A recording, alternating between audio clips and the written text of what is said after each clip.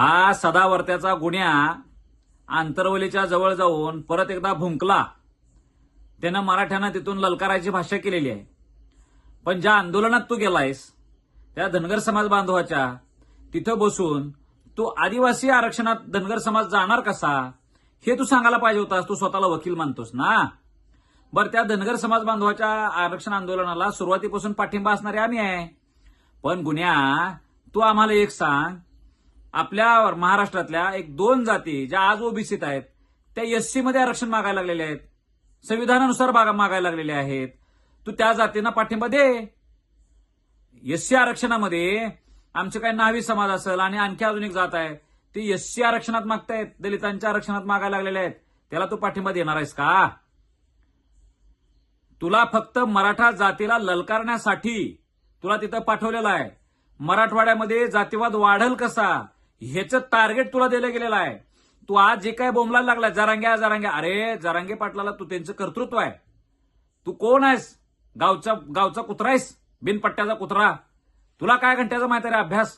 संविधान आणि संविधानाचं असं कुठलं कलम ना आम्हाला मराठ्यांना ओबीसीतलं आरक्षण द्यायला नको म्हणते?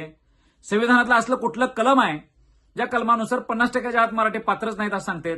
तुझा लय अभ्यास आहे तर तू 23 मार्च 1994 जो जी आर नेमका कसा चांगला हे सांग ना. ए गुन्ह्या, त्या कुठलं आयोग नेमला होता 23 मार्च 1994 त्याच्यावर बोल. मराठी पात्रच नाही म्हणून झालेला जुन्या केस तू सांगतोस. 50%च्या वरचं आरक्षण आमच्या जुन्या लोकांनी स्वीकारलं म्हणून तुझ्यासारख्याचं फावली. आज तू आमच्यावर मुळावर मुतालायस काय? ए गुन्ह्या, आज 50%च्या आतल्या आरक्षणाची मागणी आम्ही करतोय, लक्षात ठेव.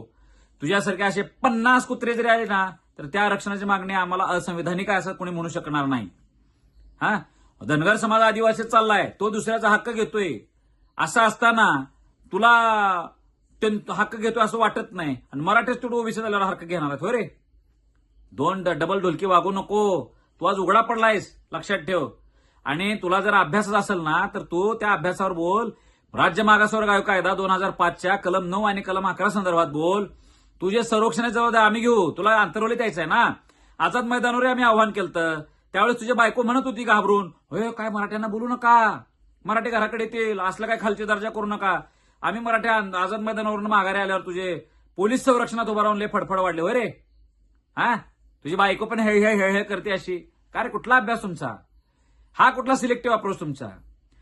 आज तुला आंतरवलीत पण यायचंय का नाही? तू आंतरवलीत ये, मराठ्यांच्या सोबत चर्चेला बस.